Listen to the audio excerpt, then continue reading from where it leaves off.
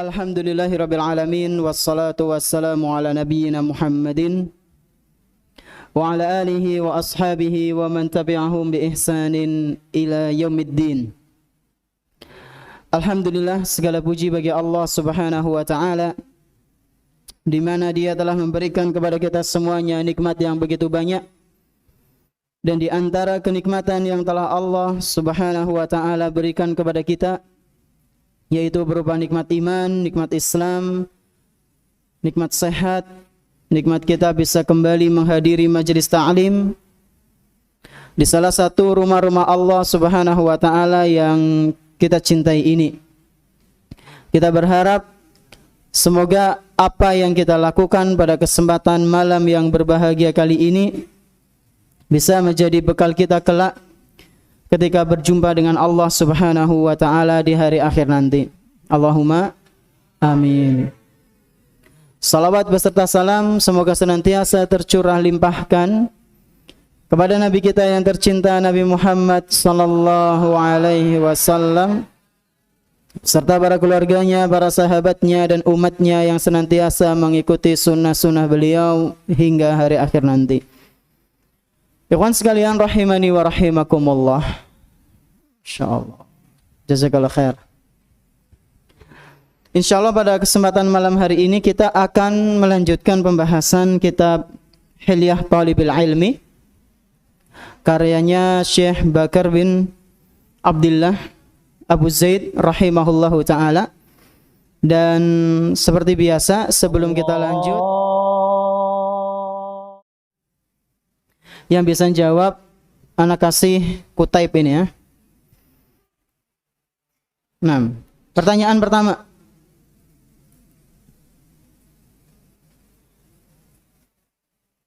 Siapa yang bisa menyebutkan 5 ya. 5 atau berapa ini? 1 2 3 5 ya, 5. Siapa yang bisa menyebutkan nasihat dari Syekh Bakar di pertemuan lalu mengenai pembahasan kita kemarin? Kemarin ada ini, ada itu, ada ini, ada itu, ada ini. Siapa?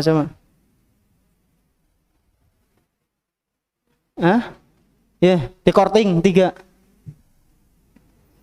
Ada? Korting 2. Masih belum? Ja'far Syekh, Masya Allah. Berapa antum? 3 atau 2? 3 lah ya. Oh ya, antum khusus 5. Betul. Apa kemarin? Menjaga kesucian diri terus? Tidak apa? Tidak santun? Ulang. Menjaga kesucian diri terus santun, terus sabar, tawadhu terhadap kebenaran, ketenangan seperti seekor burung. Masya Allah. Tafadhol. Nih, bukunya Syekh Utsaimin rahimahullah. Kemudian kemarin barakallahu fiik. Kemarin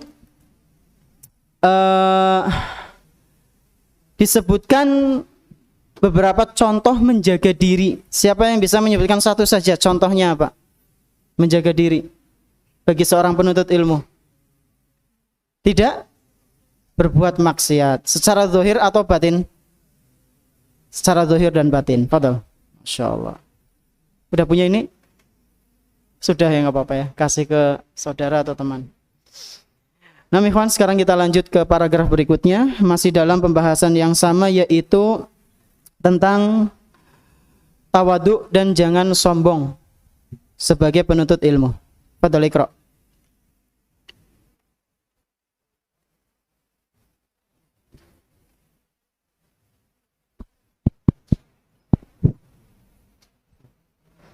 وعليه فاحذر نواقض هذه الآداب.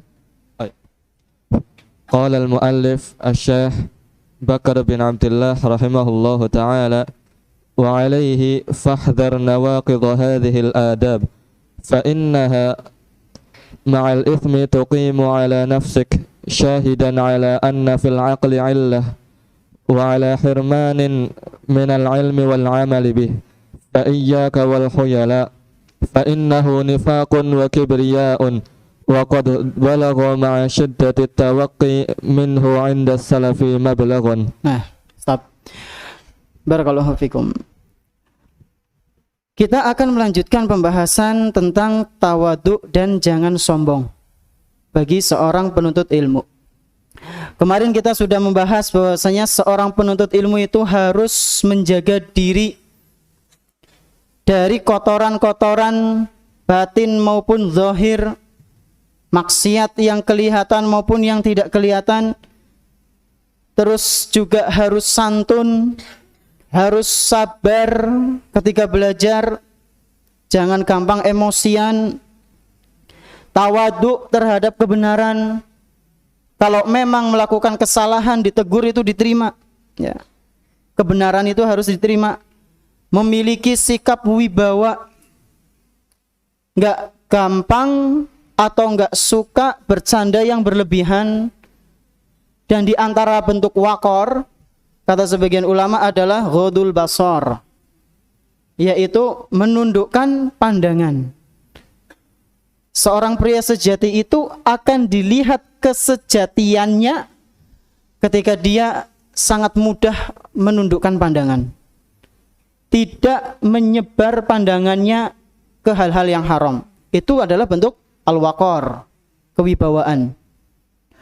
Kemudian juga sopan santun, rendah hati, ini pembahasan kita, dan tidak sombong. Kemudian Syekh Bakar melanjutkan perkataannya, wa alaihi fahdhar nawaqidh hadhil adab. Sudah seharusnya bagi penuntut ilmu, ya, berhati-hatilah dengan perilaku yang bertentangan dengan adab-adab tadi. Jadi kita sebagai penuntut ilmu harus hati-hati dengan apa? Dengan perbuatan yang bertentangan dengan adab-adab yang dibahas kemarin. Santun, terus jangan sampai sombong, ya. Kemudian apa lagi? Harus sabar dan yang lainnya. Jangan sampai kita memiliki sikap yang bertentangan. Kita harusnya memiliki sikap yang santun, sopan, tapi malah kita sikapnya tidak sopan, tidak santun. Seorang penuntut ilmu harusnya jangan sombong, ini malah sombong. Padahal ilmunya belum seberapa. Nah, kata Syekh Bakar, jangan sampai memiliki sifat yang bertentangan. Kenapa? Kata beliau, fa innaha ma'al ithmi tuqimu 'ala nafsika syahidan 'ala anna fil 'aqli 'illah. Karena selain berdosa, ya, jadi Syekh Bakar mengatakan seorang penuntut ilmu yang tidak memiliki sifat menjaga diri, sopan santun, tawadhu, ya, kemudian sifat menerima kebenaran, kok tidak memiliki ini? Kata Syekh Bakar apa? Ism, dosa. Ya, maka penuntut ilmu jangan sampai seperti itu. Selain berdosa, orang yang tidak memiliki sifat itu, ya,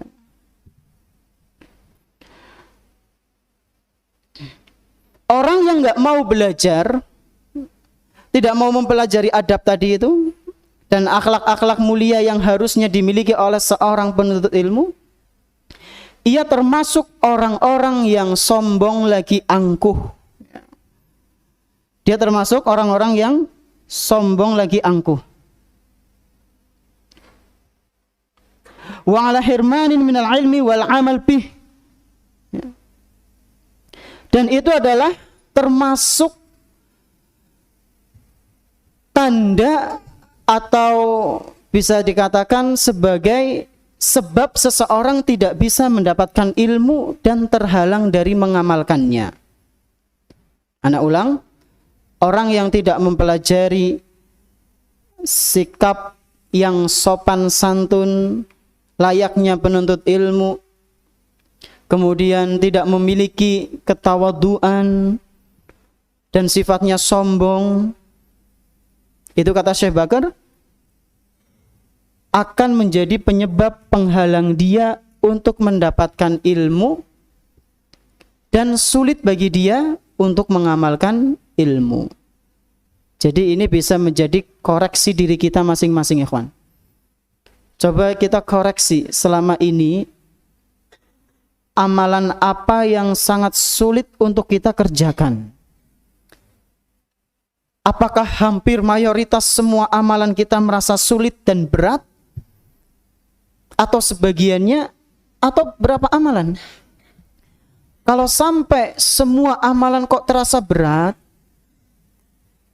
maka kita harus koreksi diri, dosa apa yang membuat hati kita itu menjadi gelap sehingga sangat berat sekali untuk mengamalkan suatu ibadah.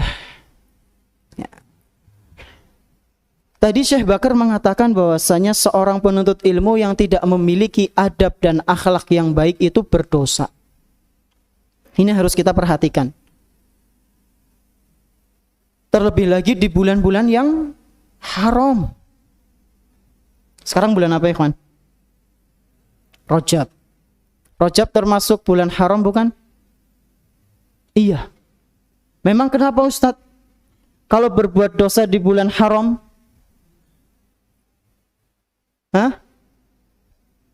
dosa bisa terancam untuk dilipat gandakan. Jadi hati-hati. Ya. Kata Allah Subhanahu wa taala dalam Al-Qur'an surat At-Taubah ayat ke-36.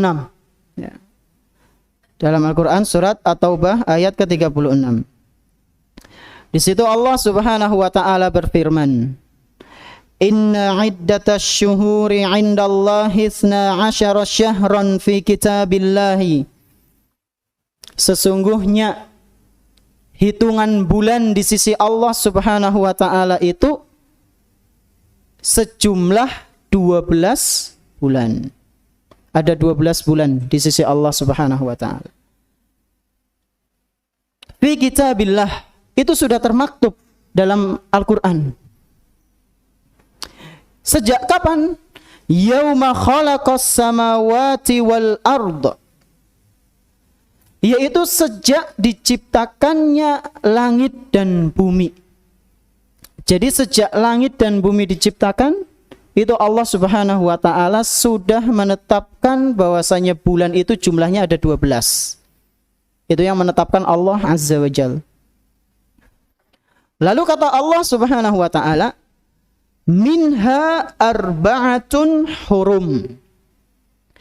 Di antara 12 bulan itu ada bulan-bulan yang haram. Ya, ada bulan-bulan yang haram. Apa saja bulan haram, ikhwan? Coba ana tunjuk ya, siap ya. 1. Apa antum? Antum Wisnu ya? Wisnu tanya Wisnu. Apa? Nu? 1 apa? Muharram. MTS ya? Lagi MA sekarang. Antum? Afif? Hah? Zul? Hijjah. MA, MTS. Biar imbang. Pojok. Nah, antum. Iyo. Apa? Tadi Muharram. Zul apa tadi? Zulhijjah? Hah? Apa? Rajab, Masya Allah. 1 lagi. Berarti apa? MTS, MA ya? Nah, pas banget Yanfa. Apa Yanfa?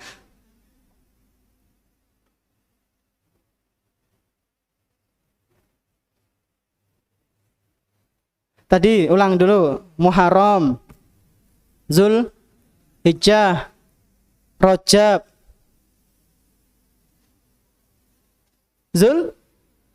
Zulqa'dah.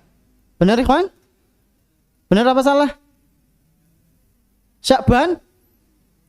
Apa Ramadan? Ramadan kayak ini loh. Apa Januari? Ya, betul. Ya. Nah, Rajab termasuk dari apa? Bulan haram. Nah, sekarang kita sedang berada di bulan apa? Rajab. Maka jangan sampai hari-hari yang kita lalui itu penuh dengan kezoliman. Kata Allah Subhanahu wa taala, ada 4 bulan haram di 12 bulan itu. Dzalika dinul qayyim, itulah agama yang lurus. Fala tadzlimu fihinna anfusakum.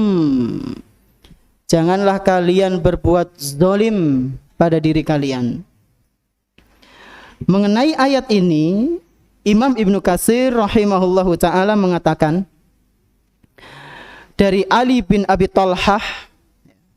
Di sini Ibnu Katsir membawakan sebuah asar yang menjelaskan kenapa kita enggak boleh berbuat zalim di bulan haram.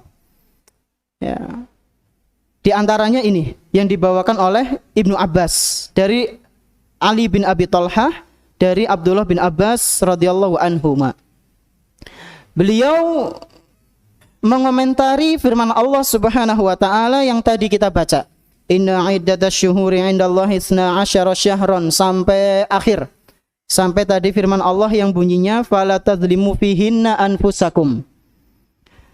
Kata Ibnu Abbas radhiyallahu anhuma, fi kullihin, pada umumnya kita enggak boleh berbuat zalim di setiap bulan. Ya, jadi orang ming 4 bulan ketok niki. Setiap bulan, ya. Cuma di 4 ini yang harus hati-hati. Jangan sampai berbuat zalim. Kenapa? Mari kita simak. Summakhtassa min dzalika 4 ashhurin. Kemudian Allah Subhanahu wa taala mengkhususkan dari 12 bulan itu ada 4. Faja'alahunna haraman. Lalu Allah Subhanahu wa taala menjadikan 4 bulan tadi yang disebutkan oleh teman-teman antum sebagai bulan yang haram. Apa maksudnya haram? Mulia. Ya. Para ulama menjelaskan bulan haram itu adalah bulan yang mulia. Bahkan sampai orang-orang jahiliyah dulu mereka tidak mau berperang di bulan itu karena memuliakan bulan haram. Ya. Lalu kata beliau, wa'adzama hurumatihinna. Lalu Allah Subhanahu wa taala mengagungkan 4 bulan itu. Wa ja'ala dzanba fihinna a'zam wal 'amala shaliha wal ajra a'zam. Kata Ibnu Abbas, beliau adalah salah seorang pakar tafsir di kalangan sahabat. Beliau mengatakan, kenapa kok Allah mengagungkan bulan Rajab, bulan Muharram dan yang lainnya tadi? Karena di situ amal soleh dilipat gandakan. Ya, sebelum itu, karena di situ Allah menjadikan dosa-dosa bisa dilipat gandakan menjadi besar. Amal soleh, pahala juga bisa dilipat gandakan.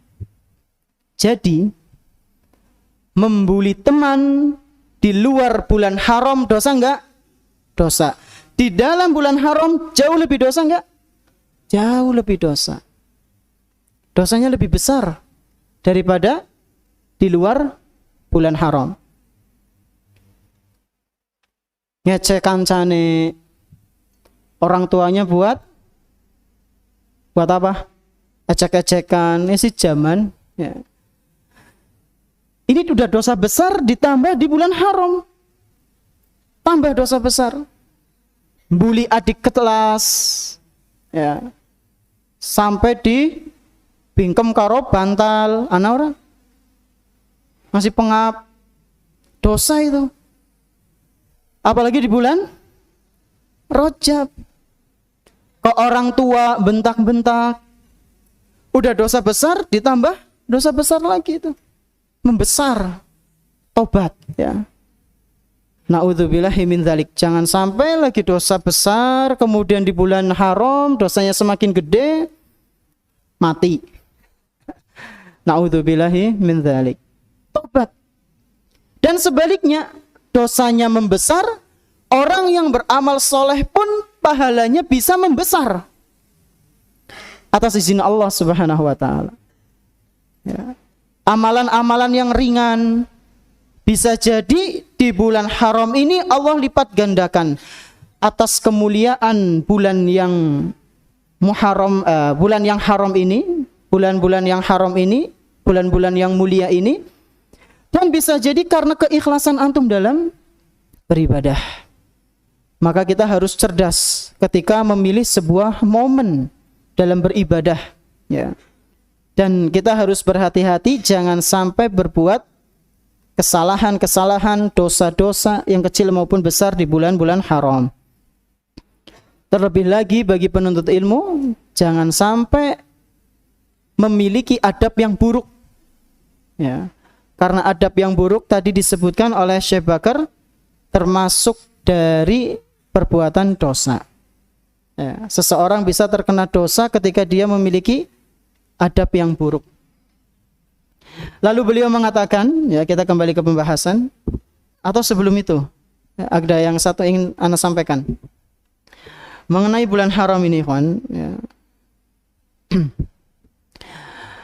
Para ulama mengatakan amalan yang khusus di bulan haram itu dalil-dalil yang menjelaskannya khusus, ya. Antum tahu khusus kan? Teka bulan haram, nyong kudu kiye, nyong kudu kiye, nyong kudu kiye. Nyong kudu puasa, nyong kudu salat malam, nyong kudu zikir. Tapi cuma di bulan Rajab. Ya. Afan, bukan bulan haram, di bulan Rajab, ya, di bulan Rajab. Khususnya karena kita sedang berada di bulan Rajab. Itu kata para ulama, hadis-hadisnya, dalil-dalilnya kurang kuat. Kurang apa? Kuat. Bahkan para sahabat mereka pernah mengingkari sebagian kaum muslimin yang lain beribadah di bulan Rajab karena mengagungkan bulan itu. Di antaranya Umar bin Khattab radhiyallahu anhu. Dikisahkan dalam kitab Al-Musannaf dari Khursyah bin Al-Hurr radhiyallahu anhu. Ini sahabat ini pernah melihat Umar radhiyallahu anhu, ya, mukulin kaum muslimin yang puasa sengaja cuma di bulan Rajab. Digebuki. Digebuki nang Umar. Tangannya, ya. Kita baca riwayatnya.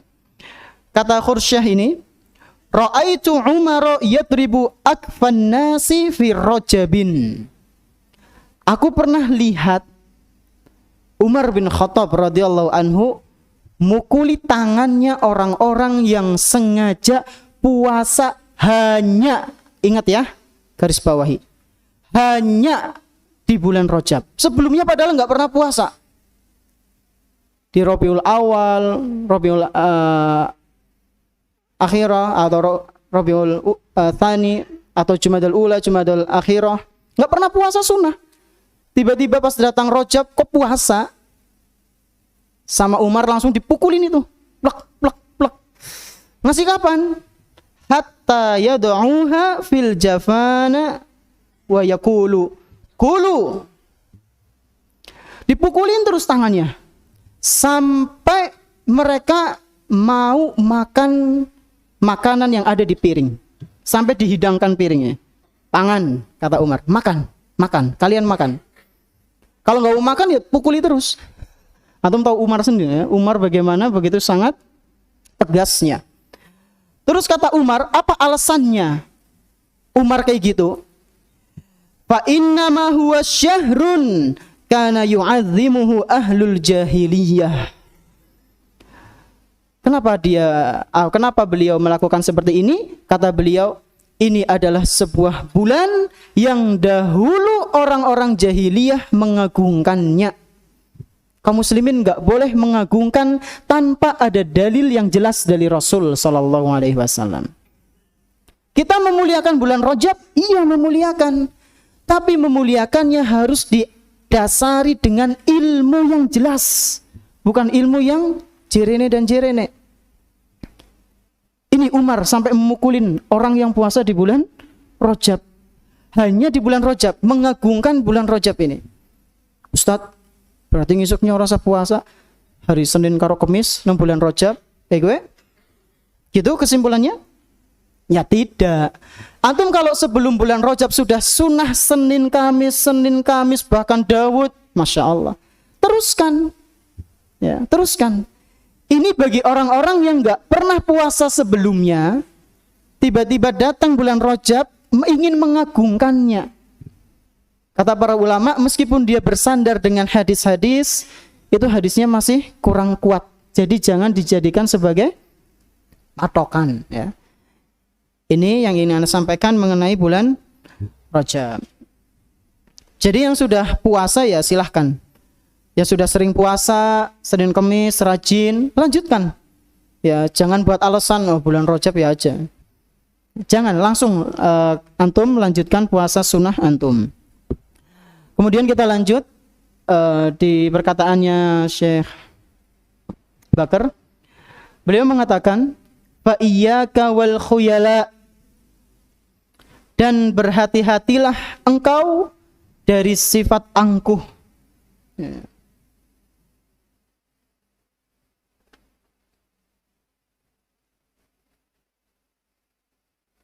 Berhati-hatilah engkau dari sifat angkuh. Fa innahu nifaqun wa kibriya. Karena sifat angkuh itu termasuk dari kemunafikan, ada penyakit nifak di situ. Dan ada kesombongan. Jadi orang yang angkuh ya, itu terindikasi dalam dirinya ada sifat kemunafikan dan apa? Kesombongan. Wa qad balagha min shiddati tawaqqi minhu 'inda salaf mablaghan. Dan sungguh sejak zaman dulu para ulama salaf telah berupaya semaksimal mungkin untuk melindungi diri mereka dari sifat-sifat semacam ini.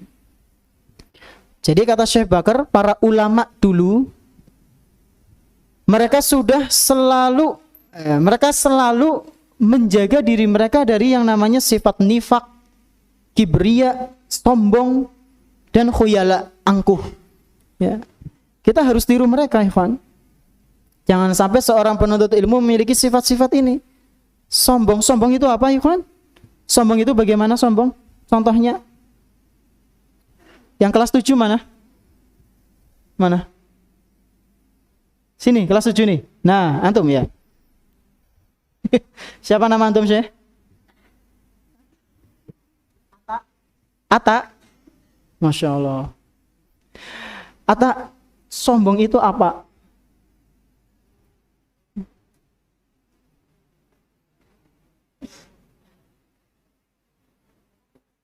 Membanggakan diri sendiri.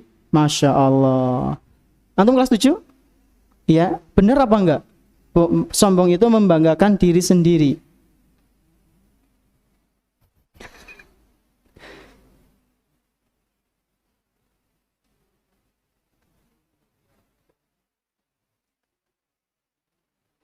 Jawab mantuk-mantuk. Benar apa enggak? Sombong membanggakan. Ya, Masya Allah. Kelas 8 mana? Sini ya. Nah, bener apa enggak yang adik kelas antum sampaikan tadi? Antum? Ya, antum. Kemeja hitam, ya antum. Ya, nengok itu. Sombong bener enggak? Membanggakan kemampuan diri sendiri. Bener, Masya Allah. Kelas 8 lagi. Mana kelas 8 teman antum? Nah, ini. Baju krem ini. Ya, Syekh. Sini, mukanya geser sini. Nah, bener apa enggak yang disampaikan di kelas antum? Membanggakan diri sendiri. Sombong. Bener, Allahu Akbar. Kelas 3. Nah, ini ya, kelas 3 ya. Kelas 3. Siapa ya? Pada umpetan. Yang di tengah pintu itu? Nah, antum ya. Benar enggak pengertian sombong yang disampaikan oleh adik-adik antum? Benar? Masya Allah. Sekali lagi, kelas 3. Tunjuk siapa sih? Nah, ya antum. Antum sih. Benar apa enggak? Benar. Masya Allah. KMA takoni kayaknya ya. Kelas 3 langsung lah. Kelas 3 di. Kelas 3. Mana kelas 3 ya? Gilang. Gimana Lang? Benar apa enggak yang disampaikan oleh adik-adik kelas antum? Sombong itu membanggakan diri atas kemampuannya yang dimiliki. Kurang apa?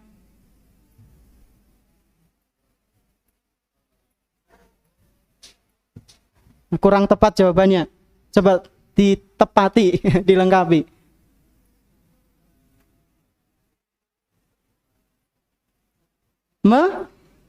Merendahkan terus? Cuma itu? Menolak kebenaran. Masya Allah. Benar nggak Ilham Maulana? Hah? Benar? Jadi benar nggak tadi antum yang kayak gini? Benar ya. Cuma kurang tepat.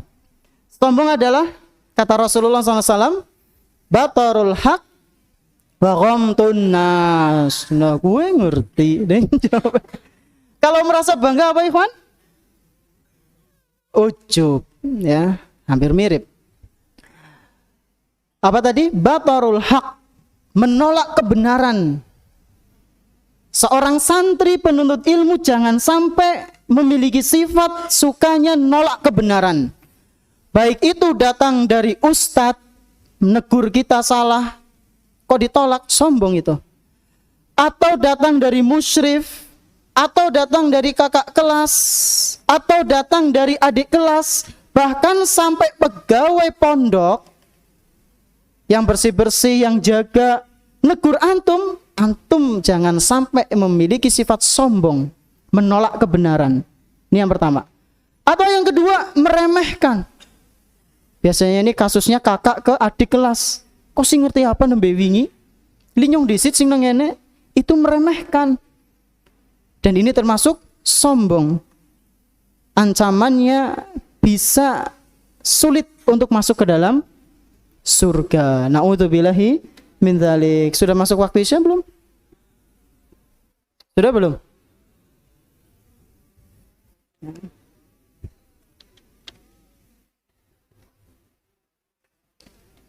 Sudah masuk belum? Ini jamnya error. Hah? Jamnya benar enggak? Kok jam 10 sih?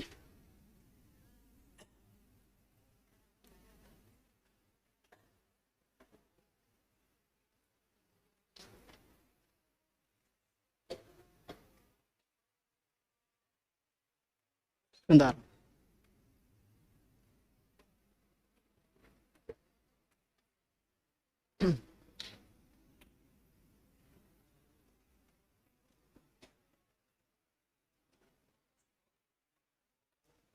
Di situ udah ada peringatannya belum? Isya.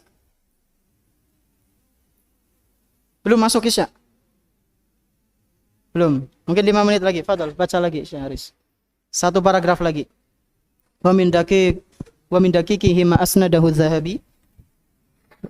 Wa min daqiqihi ma asnadahu Dzahabi fi tarjamati Amr bin Aswad al-Ansi al-mutawaffa fi khilafati Abdul Malik ابن مروان رحمه الله تعالى أنه كان إذا خرج من المسجد قبض بيمينه على شماله فسئل عن ذلك فقال مخافة أن تنافق يدي نعم مخافة أن تنافق يدي.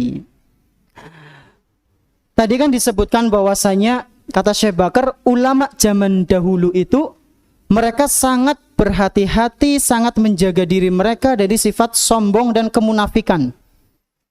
Ada sebuah riwayat, ya, ada sebuah riwayat yang dibawakan oleh Imam Adz-Dzahabi rahimahullahu ta'ala.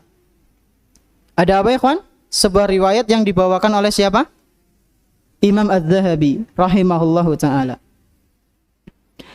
Yaitu tentang biografinya, yang mana kisah ini ada di dalam biografinya Amr bin Al-Aswad Al-Ansi. Siapa namanya? Angel teman ya. Amr bin Al-Aswad Al-Ansi. Yang mana beliau meninggal di zaman kekhalifahannya Abdul Malik bin Marwan rahimahullah. Dikisahkan annahu kana idza kharaja minal masjidi qabada bi yaminihi ala shimalihi. Dikisahkan bahwasanya setiap kali keluar masjid, Amru ini setiap kali keluar masjid dia pasti megang salah satu tangannya supaya tidak bergerak. Ya. Fasu'ila an dzalik. Maka kebiasaannya ini ditanya, kenapa kok kalau keluar masjid pasti dipegangi tangannya? Jangan sampai gerak gitu. Maka dia menjawab, faqala makhafata an tunafiqa yadi. Aku takut kalau tanganku ini menunjukkan apa ya? Kemunafikan ya. Kelihatannya taat beribadah tapi ternyata aslinya dia enggak taat beribadah. Ya. Kelihatannya menuntut ilmu tapi ternyata luwean. Ya enggak? Tegur. Ya, makhafata an tunafiqa yadi. Ya. Jadi kurang lebih maknanya seperti itu. Kelihatan keluar dari masjid, ya. Secara zahirnya ibadah, tapi batinnya ternyata tidak jauh dari yang namanya ibadah. Ya, maka hal-hal yang seperti ini harus kita perhatikan. Jangan sampai kita menjadi orang yang zahirnya kelihatan taat, tapi ternyata batinnya masih ada nifakul amali, ya, kenifakan dalam masalah beramal. Mungkin ini saja yang bisa kami sampaikan. Sudah masuk isya kayaknya. Atau nanti di pertemuan yang akan datang, insya Allah kita bahas ucapan tadi maksud yang lebih jelas itu bagaimana. Dengan bimbingannya Syekh Muhammad bin Shalih Al-Utsaimin di syarahnya ini. Tentunya bimbingan Allah Subhanahu wa taala kemudian melalui syarah ini insya Allah. Betul. Azan dulu mungkin. Sudah azan belum? Coba Anda cek dulu ya. Sinyalnya agak susah. Allahu Akbar, Allahu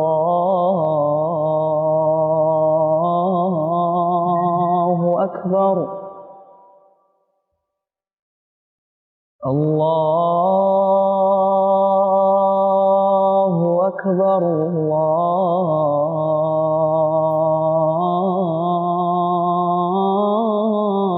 Allahu Akbar. Asyhadu an la ilaha illallah.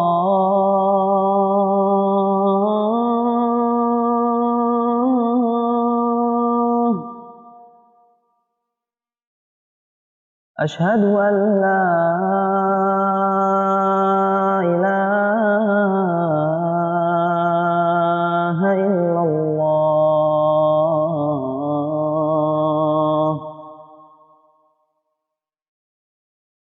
Asyhadu anna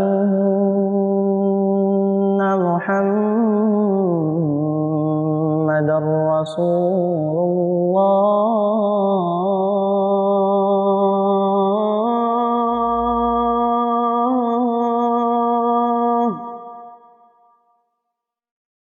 Asyhadu anna Muhammadar Rasulullah.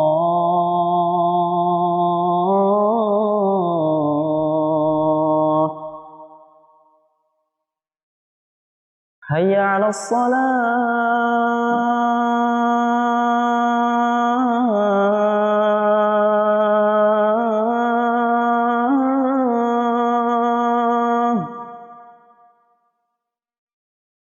hayya 'alas salah,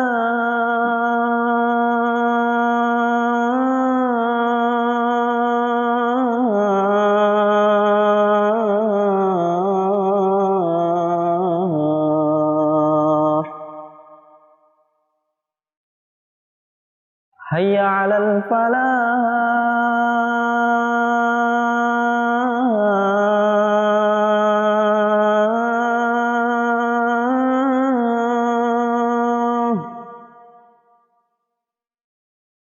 hayya 'alal falah.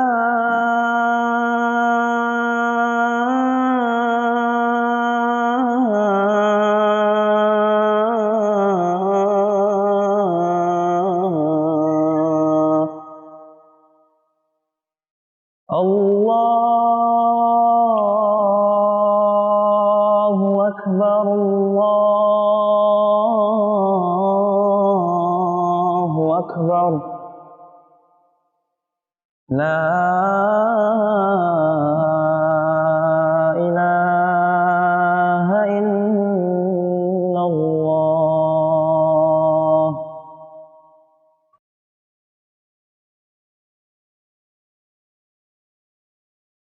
Baik. Bismillah, alhamdulillah, wassalatu wassalamu ala rasulillah. Kita masuk ke pertanyaan, ikhwan. Pertanyaan yang bisa Anda jawab ya. Kalau yang enggak ya dilewati. Pertama, Afan Ustadz mau tanya di luar tema, apa kabar? Alhamdulillah sehat. Bismillah. Afan Ustadz izin bertanya, bagaimana jika kita berpuasa sunnah tapi tidak sahur dengan apa-apa kecuali niat? Apakah puasa kita tetap sah? Syukron, sah. Tapi kalau puasa wajib harus niatnya di malam hari atau sebelum waktu subuh ya. Kalau sunnah antum bangun tidur tiba-tiba nggak ada makanan terus antum niatkan puasa sunnah, sah ya. Puasanya sah kalau antum sampai maghrib buka. Tapi bukannya duhur ya batal. Apa Ustaz mau nanya, kan berbuat dosa di bulan haram berarti berbuat dosa di bulan haram berarti yang LGBT dosanya besar ya kan? Ya besar banget ya.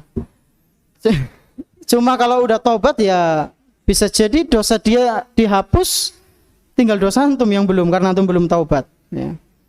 Bertaubat kepada Allah. Assalamualaikum, waalaikumsalam.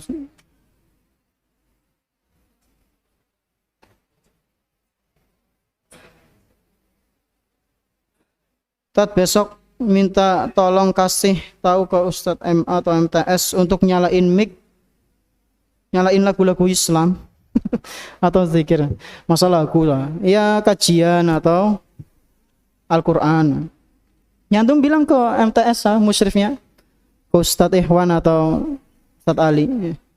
Assalamualaikum warahmatullahi wabarakatuh. Afan Ustadz mau tanya, bersumpah dengan selain Allah itu kan syirik kecil. Lalu bagaimana dengan surat Tur demi gunung Sinai?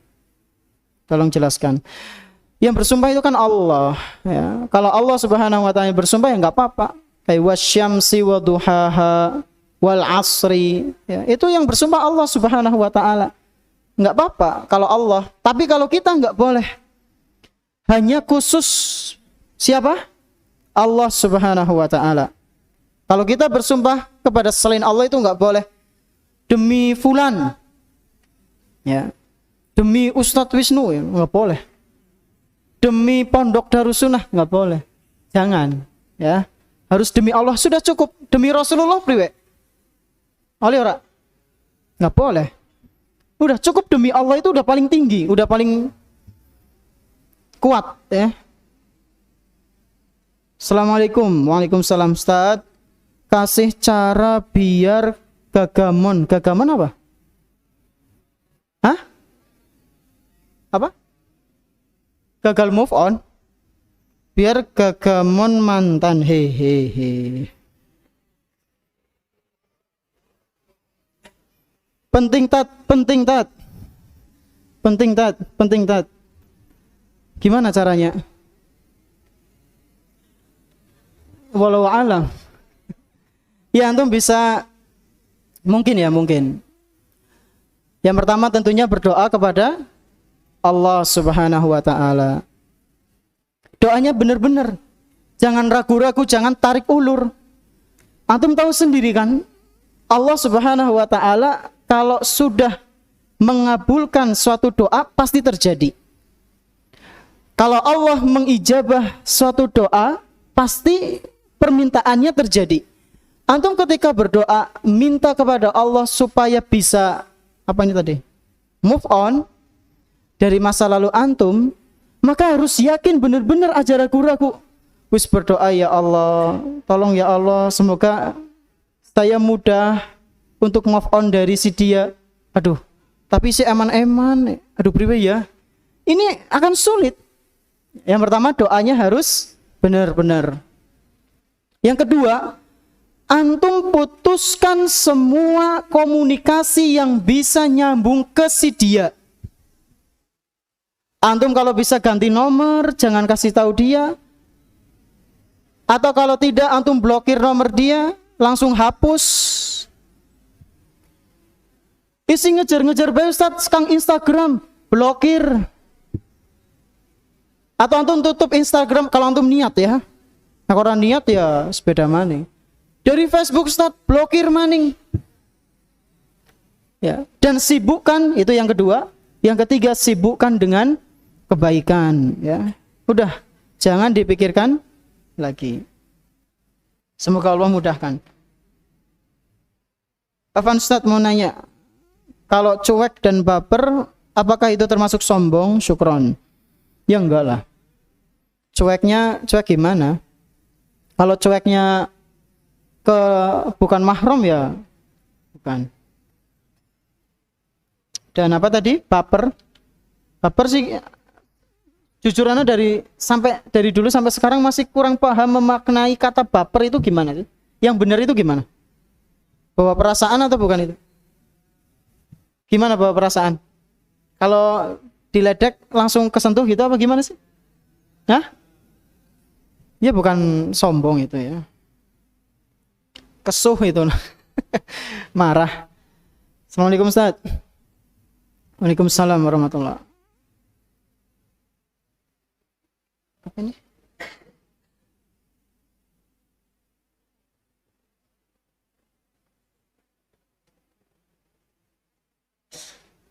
Apabila kita habis cium parfum, lalu kita hembus lewat mulut seperti lalu bila teman samping kita mulutnya bau, lalu dia mukul, apa kita boleh balas? Gimana maksudnya? Dari parfum ke bau mulut sih gimana? Anak kurang paham. Dua lagi mungkin. Coba kita. Jika ada seseorang bermimpi ada perempuan yang disukainya, apakah tidak akan menjadi jodohnya? Wallahu alam. Namanya mimpi itu enggak sembarangan di takbir. Kalaupun ada takbir yang diketahui, ada sebuah riwayat yang mengatakan mimpi itu seperti halnya cengkraman di kaki burung. Idza ubirat waqa'at. Jika mimpi itu ditafsirkan 99% akan kejadian. Ya. 99% akan kejadian. Ternyata antum mimpi buruk. Kemudian ditanyakan ke ahlu tafsir. Dan ahlu tafsir itu enggak sembarangan. Siapa itu? Enggak sembarangan ikhwan. Ahlu tafsir itu harus paham siapa yang nanya. Kayak Imam Ibnu Sirin itu. Sekali lagi, anak cari. Anak tanyakan ke setiap kelas, siapa tadi yang bunyi? Siapa tadi? Ya, jangan lagi-lagi ya. Tidak sopan. sampai mana tadi? Ahlu tafsir itu kayak Imam Ibnu Sirin. Beliau pernah ditanya oleh dua orang yang mimpinya sama. Tapi beliau memberikan tafsir mimpi yang berbeda. Yang satu demikian, yang satu demikian. Ketika ditanya sama temannya, kok menafsirkan mimpinya beda padahal mimpinya sama? Sesungguhnya aku tahu si fulan ini orang soleh dan ini tidak soleh. Jadi antara orang soleh dan tidak soleh, tafsir mimpinya itu beda, maknanya beda. Dan yang menafsirkan itu enggak sembarangan. Ya, Ibnu Sirin itu memiliki kitab tafsir mimpi, ya, dan di situ sangat tebal sekali. Banyak mimpi-mimpi yang ditafsirkan oleh beliau, dan tentunya ilmunya itu tidak sembarangan, ya, orang asal ngolet nang Google, ya, di Google itu ngarang semua itu, ya, sebagian besar ngarang itu. Mimpi ini maknanya apa, mimpi itu maknanya apa, itu ngarang. Ya, antum kalau mau tahu ya belajar itu, bahasa Arabnya harus tahu, biar bisa baca kitabnya Ibnu Sirin.